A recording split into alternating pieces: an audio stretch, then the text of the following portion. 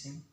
मैं आपको आज का हादसा बताने जा रहा हूँ कि आज मैं अपनी गाड़ी से सीही गांव की तरफ से गुजर रहा था। वहाँ पर मैंने एक 12-13 साल की लड़की को कुछ लोगों की गिरफ्त में देखा। जब देखा तो मैंने अपनी गाड़ी को रोका और उनसे पूछने की कोशिश की।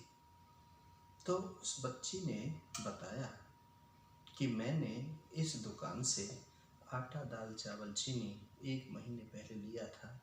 उधार में लेकर के गई थी, लेकिन किसी कारण से मैं इनके पैसे नहीं दे पाई। साथ ही उसकी माँ भी उसके साथ थी। मैंने उससे बातचीत की कि आपने पैसे क्यों नहीं चुकाए।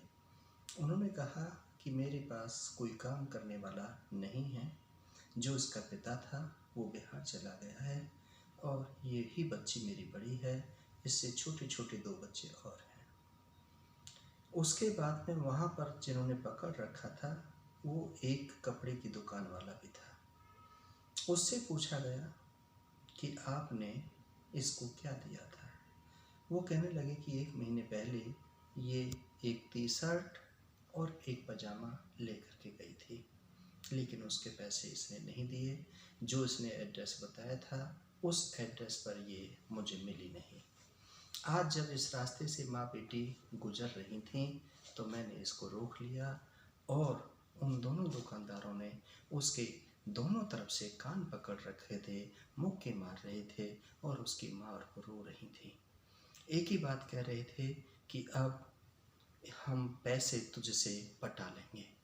लेकिन मेरे काफ़ी मशक्क़त करने के बाद में मैंने उन्हें बहुत समझाया, मैंने उनकी मजबूरी को बताया, तब जा कर के उस लड़की को मैंने उनसे छुड़ाया और अपनी जेब से भी मैंने थोड़ा सा अमाउंट उनको दे कर के उनसे निवेदन किया और उनसे सारी घटना के बारे में जानकारी ली। साथियों, आज ये फरीदाबाद का हादसा मैं आपको बता रहा हूँ। एक ही बच्ची के साथ नहीं, ऐसा अनेकों बच्चियों के साथ होता होगा। बच्ची ने जानबूझ करके ऐसा कुछ नहीं किया, मजबूरी में किया। भूखा मरता है तो क्या नहीं करता, चोरी भी करता है, झूठ भी बोलता है, पाप भी करता है।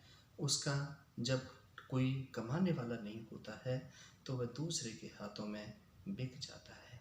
साथियों, थोड़ा सा मेरी बात पर गौर करें और ऐसे जो बच्चे हैं उनकी मदद करने के लिए आगे आएँ, क्योंकि इस भारतवर्ष में बहुत ऐसे बच्चे हैं जो इस तरीके से कहीं ना कहीं किसी के हाथों की कठपुतली बन जाते हैं, अपना पूरा जीवन बर्बाद कर देते हैं, क्योंकि उनके पास कमाने और खाने का कोई जरिया नहीं होता है। मेरी आत्मा बहुत ही व्यथित हो रही है इस बात को कहते हुए, मेरी आवाज़ भी नहीं निकल रही है। साथियों, बड़ा दुख होता है कि हम जिस मातृभूमि में रहते हैं, जिसमें हमारा जन्म हुआ है, जिस स्वतंत्र देश के हम वासी हैं, वहाँ पर आज भी बहुत सारे लोग गुलामी की ज़िंदगी जी रहे हैं। बहुत सारे लोग ऐसी ज़िंदगी जी रहे हैं जिनका कोई भी धनाधूरी नहीं है।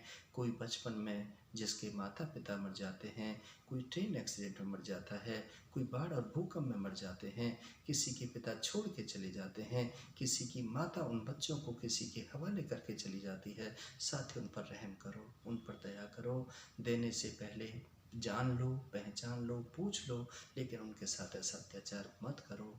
मैं पुनः आपसे अपील करता हूँ, सभी देशवासियों से अपील करता हूँ, जहाँ जहाँ तक भी ये मेरी वीडियो जाती है, वो सभी लोगों से मेरा अनुरोध है कि ऐसे बच्चों पर, जो अंडर एज बच्चे हैं, जिनकी पढ़ने लिखने की उम्र है, जिनकी खेलने कूदने की उम्र है, आज वो कहीं ना कहीं किसी न किसी अपराध में लिप्त हो जाते हैं और अपना पूरा जीवन जेल और थानों में गुजार देते हैं और हम कहीं ना कहीं पर असमर्थ हो जाते हैं।